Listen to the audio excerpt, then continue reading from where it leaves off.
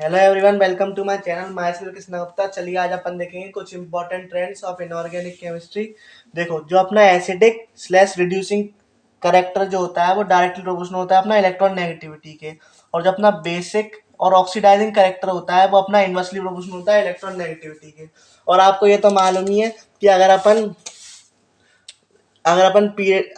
Periodic table में ऐसे जाएं, पीरियड के अलोंग जाएं, तो अपना इलेक्ट्रॉन नेगेटिविटी क्या होता है, बढ़ता है। और अगर अपन डाउन द ग्रुप जाएं तो इलेक्ट्रॉन नेगेटिविटी क्या होता है, घटता है। ठीक है, अब अपन देखते हैं कि अपना इसमें एसिडिक करेक्टर क्या होगा।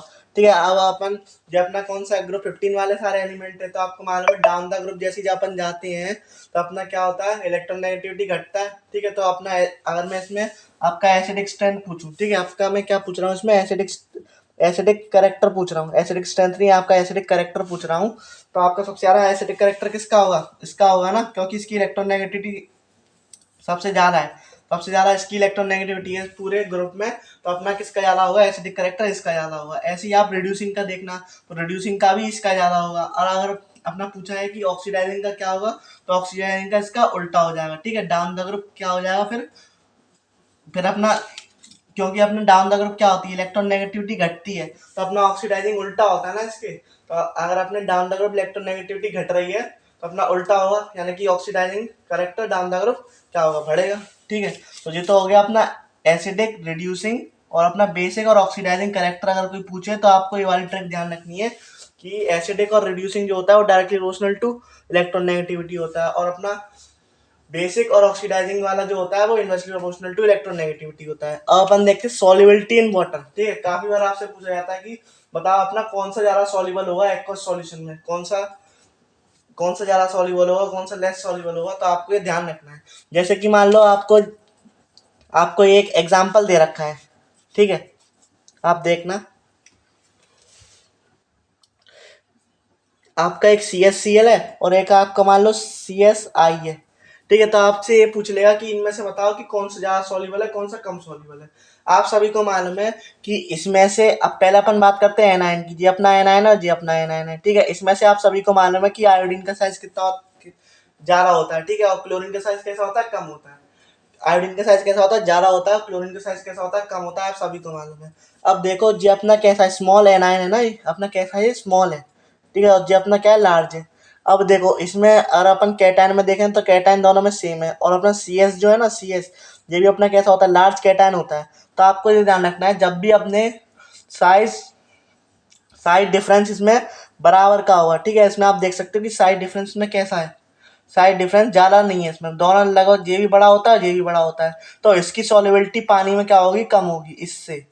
ठीक है, जिसमें साइज डिफरेंस आपको ज्यादा दिखाई दे उसकी सॉल्युबिलिटी ज्यादा, सीधी सीधी सॉल्युबिलिटी की ट्रिक है। जिसमें आपको जिस दो कैटायन और एनायन पार्ट में जिसमें आपको साइज का डिफरेंस ज्यादा दिखाई दे जाए, तो वो अपना क्या होगा, ज्यादा सॉल्युबल होगा पानी में। और जिसमें आपका साइज डिफरेंस कम होगा वो लेस सॉल्युबल होगा। ठीक है, वो अपना कैसा होगा, लेस सॉल्युबल होगा। जैसे कि मैं बात करूं, अब आप देखो, आपसे कोई पूछे कि एल आई एफ में बताओ और आप बताओ सी एस आई में बताओ। ठीक है, इनमें से बताओ कि कौन सा लेस सॉल्युबल है, कौन सा मोर सॉल्युबल है। तो देखो, एल आई एफ थोड़ा गलत हो गया। हाँ, अब इसमें बताओ कि अपना कौन सा सॉल्युबल है, कौन सा लेस सॉल्युबल है, कौन सा मोर सॉल्युबल है। और देखो, जे अपना कैसा है, स्मॉल है, जे अपना लार्ज कैट एनायन है। ठीक है, जे अपना कैसा है, लार्ज कैटायन है, और जे लार्ज ही एनायन है। तो इसमें देखो स्मॉल डिफरेंस दिखाई दे रहा है ना, तो जो अपना लीस्ट लीस्ट सॉल्युबल है, जो अपना ज्यादा सॉल्युबल है। सॉल्युबिलिटी का मतलब ही क्या होता है, जैसे ही अपन ने किसी भी सॉल्ट को डाला उसमें तो वो आसानी से घुल जाए, आसानी से अपने आयंस में ब्रेक हो जाए, तो उसी को अपन क्या बोलते हैं, सॉल्युबिलिटी बोलते हैं। अब आपसे काफी बार सवाल आता है एसिडिक स्ट्रेंथ पे, बेसिक स्ट्रेंथ पे। ठीक है, तो आपको देखो एसिडिक स्ट्रेंथ जो होती है ना वो डायरेक्टली प्रोपोर्शनल होती है इलेक्ट्रॉन नेगेटिविटी की, और इनवर्सली प्रोपोर्शनल होती है बेसिक स्ट्रेंथ की।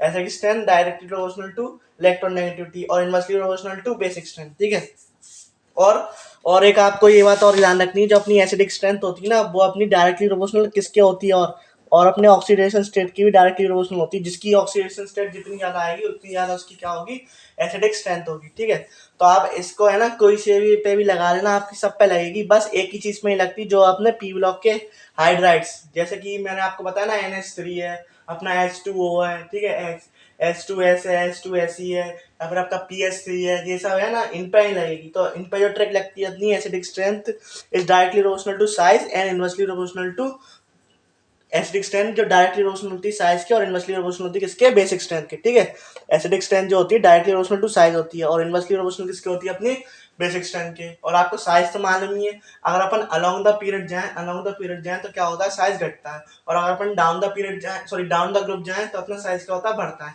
तो आप उसको अरेंज करके इसमें लगा लेना और आपके सारे सवाल बन जाएंगे।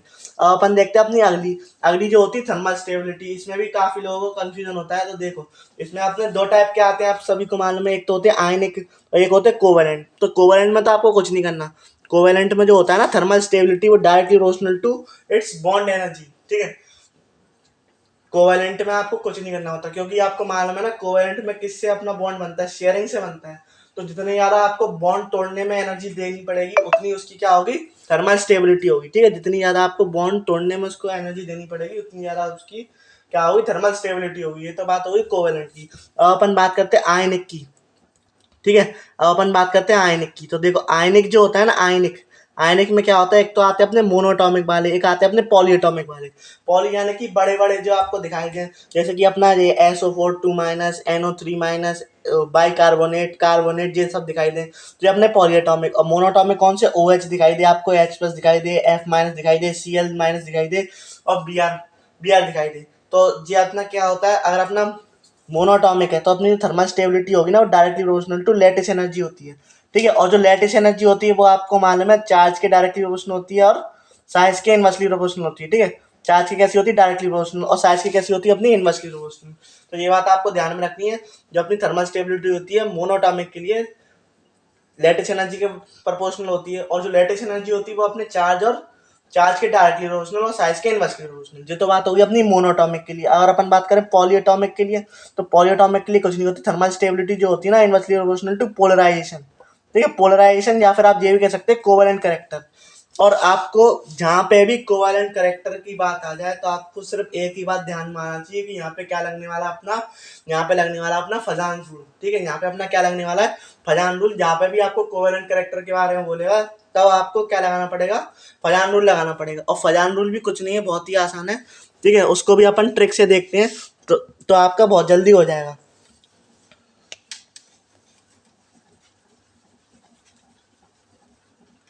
देखो, जो आपका फजान रूल है ना, फजान रूल क्या कहता है, जो अपना पोलराइजेशन है, ठीक है, पोलराइजेशन है वो डायरेक्टली प्रोपोर्शनल किसके, अपना कोवेलेंट करेक्टर के। ठीक है, पोलराइजेशन जो है वो अपना डायरेक्टली प्रोपोर्शनल किसके है, कोवेलेंट करेक्टर के है। यहाँ अपन किसका डिस्कशन कर रहे हैं, फजान रूल का डिस्कशन कर रहे हैं।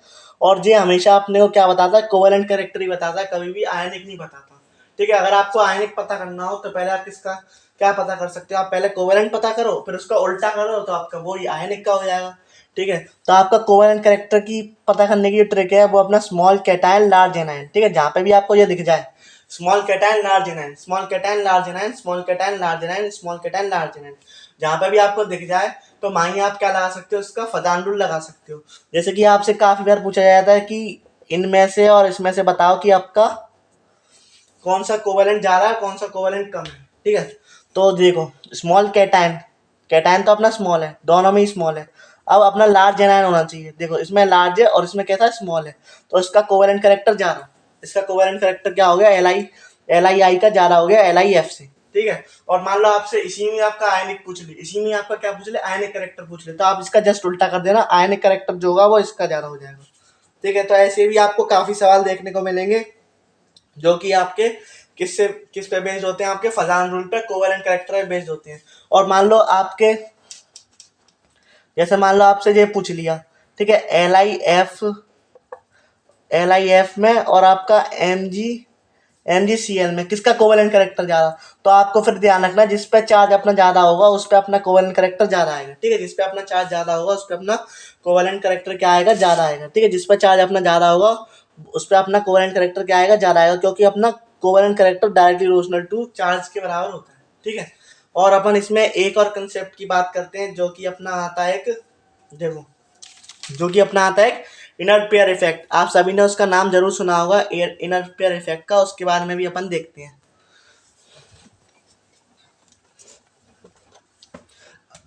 आप इन ट्रेंड्स को जरूर देख के जाना, क्योंकि है ना इसमें से काफ़ी इंपॉर्टेंट ट्रेंड्स हैं ये इनऑर्गेनिक केमिस्ट्री के, उसमें से सवाल आ ही जाते हैं कभी कभार। आप जब उसमें देखोगे ना आपके प्रीवियस ईयर में जरूर देखने को मिलेंगे आपको। ठीक है, जो अपना इनर पेयर इफेक्ट होता है ना, इनर पेयर इफेक्ट, जो आपका इनर पेयर इफेक्ट होता है, इनर पेयर इफेक्ट, वो क्या कहता है? तो वो अपना कहता है जैसे कि मान लो जो अपना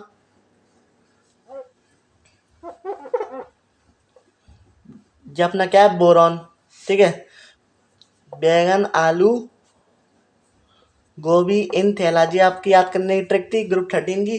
ठीक है, तो इसमें क्या कहता है, डाउन द ग्रुप अपन जैसी जाएंगे ना, तो इसमें जो बड़ी वाली जो अपनी वो आती है ऑक्सीडेशन स्टेट, ठीक है, बड़ी वाली ऑक्सीडेशन स्टेट, जी अपनी किस किस, जी अपनी +3 दिखाता है कि अपनी +7 दिखाता है। तो अपनी जो बड़ी वाली ऑक्सीडेशन स्टेट आएगी ना डाउन द ग्रुप, उसकी स्टेबिलिटी क्या होगी, डिक्रीज होगी। ठीक है, डाउन द ग्रुप उसकी स्टेबिलिटी क्या होगी, डिक्रीज होगी। ये बात आपको ध्यान रखनी है।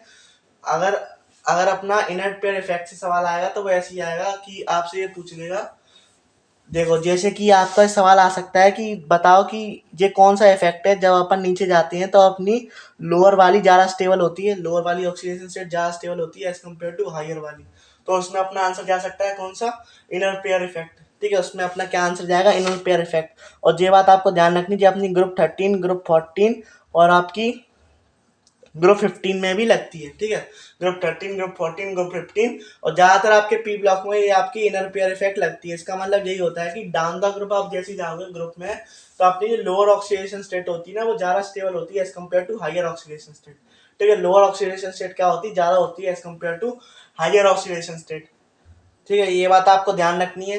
तो यही अपना क्या होता है, इनर पेयर इफेक्ट होता है। और एक और बात आपसे कभी कभार पूछी जाती है कि अपनी अपना ऑक्सीडाइजिंग एजेंट कौन सा होता है और रिड्यूसिंग एजेंट कौन सा होता है, आपसे कभी कभार पूछा जाता है और आप जो कंफ्यूज हो जाते हो। ठीक है, तो आपको कुछ नहीं, इतना ध्यान रखना है, जिसकी अपनी ऑक्सीडेशन स्टेट ज़्यादा होगी, ठीक है, जिसकी अपनी ऑक्सीडेशन स्टेट ज़्यादा होगी तो वो अपना ऑक्सीडाइजिंग एजेंट की तरह काम करेगा। ठीक है, जिसकी अपनी ऑक्सीडेशन स्टेट ज़्यादा होगी तो अपना कैसा काम करेगा, स्ट्रॉन्ग ऑक्सीडाइजिंग एजेंट की तरह काम करेगा। और जिसकी अपनी ऑक्सीडेशन स्टेट कम होगी तो वो रिड्यूसिंग एजेंट की तरह काम करेगा। जैसे कि आप मान लो, जे आपने इनका नाम जरूर सुना होगा, KMnO4। ठीक है, काफी बार तो आपको ऑर्गेनिक में देखने मिलते हैं। और K2Cr2O7। ठीक है, K2Cr2O7 और आपका H2SO4। ठीक है, K2Cr2O7, H2SO4 के जे आपका नाइट्रस नाइट्रस एसिड। ठीक है जी, आपने देखा होगा HNO3 वाला। ऐसे ही आपका रिड्यूसिंग में अपने कौन कौन से आ जाएंगे, H2O2। ठीक है, जिनकी अपनी ऑक्सीडेशन स्टेट कम होगी, ठीक है, जिनकी अपनी ऑक्सीडेशन स्टेट कम होगी तो वो अपने किस में आते हैं, रिड्यूसिंग एजेंट में। जिनकी अपनी ऑक्सीडेशन स्टेट ज्यादा होती है वो अपने किस में आते हैं, वो अपने किस में आते हैं, ऑक्सीडाइजिंग एजेंट में। ठीक है, वो अपने किस में आ जाएंगे, ऑक्सीडाइजिंग एजेंट में। जिसकी ऑक्सीडेशन जिसकी ऑक्सीडेशन स्टेट कम होगी वो अपने आएंगे रिड्यूसिंग एजेंट में, जिसकी ऑक्सीडेशन ज्यादा होगी वो अपने आएंगे ऑक्सीडाइजिंग एजेंट में। ठीक है, तो ये बात आपको ध्यान रखनी है, इससे भी आपके काफी बार सवाल बन जाते हैं। या फिर आपकी रिएक्शन दे रखी होगी, उसके एरो के ऊपर लिखा रहता है कि ये दे रखा है KMnO4 दे रखा है। ठीक है, तो आपको पहचानना है कि ये कौन सी रिएक्शन है या फिर इससे कौन सा प्रोडक्ट बन सकता है। ठीक है, तो ये आपको पहचानने में आसानी होगी, इसलिए मैंने आपको बताया। ठीक है, और ये आप देख सकते हो कि आपकी जो एनसीईआरटी में है ना, ऑर्गेनिक में आपको ज़्यादा दिखाई देंगी इनकी रिएक्शन। और और जो कंपाउंड्स आप पढ़ते हो DNF में, उसमें भी आपकी दे रखी होती हैं। ठीक है, और इसी के साथ मैं और आपको बता दूं, ये तो कुछ मैंने आपको ट्रेंड्स कराए, मैं और भी लेके आऊँगा ऐसी ट्रेंड्स। और आपको इस वीडियो के डिस्क्रिप्शन में मैं आपको 2 इंपॉर्टेंट वीडियो प्रोवाइड कर रहा हूँ। ठीक है, केमिस्ट्री की है। इसमें क्या है, इसमें all structure of inorganic chemistry. ठीक है, मैंने नहीं बनाई, आपकी सर ने बनाई है, विशाल तिवारी सर ने। उन्होंने है ना 105 कुछ स्ट्रक्चर कराए इंपॉर्टेंट, 105 स्ट्रक्चर कराए पूरे इनऑर्गेनिक केमिस्ट्री से। तो आप उसको अच्छे से देख लेना, क्योंकि आपको मालूम ही है कि स्ट्रक्चर से 1 या 2 सवाल हर साल आपके नीट में आ ही जाते हैं। जैसे कि आपका उससे आ गया था, क्या नाम है आपका, B2S6 से इस बार नीट में सवाल आया था। ठीक है, B2S6 से, डायमंड से भी आपका आया था शायद। ठीक है, डायमंड से आता है, आपके एलोट्रॉप्स वगैरह के जो वो होते हैं डायग्राम से, उनसे भी आया था, स्ट्रक्चरों से भी आया था। और आपके इन वाले से आ चुका है, जो आपका BRG वाला होता है ना, ये वाला होता है, इससे भी आपका स्ट्रक्चर आ चुका है, ये आपका एनसीईआरटी का स्ट्रक्चर है, ठीक है। तो उन्होंने ऐसे ही है ना सारे स्ट्रक्चर कराए हुए हैं अपनी वीडियो में, और 3 घंटे के आसपास की वीडियो है, तो आप एक ये वाली वीडियो जरूर देख लेना। और एक और वीडियो है जिसमें आपके पूरे इनऑर्गेनिक के क्या हो रहे हैं, इनऑर्गेनिक की सारी रिएक्शन हो रही है, ठीक है। इनऑर्गेनिक की सारी रिएक्शन हो रही है, और ये लगभग आपकी 9.5 घंटे के आसपास की है। पर इसमें ना आपको 300 कुछ रिएक्शन है, 300 प्लस कुछ रिएक्शन है, जो कि आपकी पूरी इनऑर्गेनिक केमिस्ट्री कवर करती हैं। अगर आप ये दोनों देख लोगे तो आपको इनऑर्गेनिक में दिक्कत थोड़ी कम आएगी, ठीक है। मैं आपको इन दोनों का लिंक डिस्क्रिप्शन में प्रोवाइड कर दूंगा, आप जरूर इनको देखना, और नीट से पहले जरूर देख के जाना, क्योंकि आपको इससे काफ़ी मदद मिलेगी, ठीक है। थैंक यू, मिलते हैं अगली वीडियो में।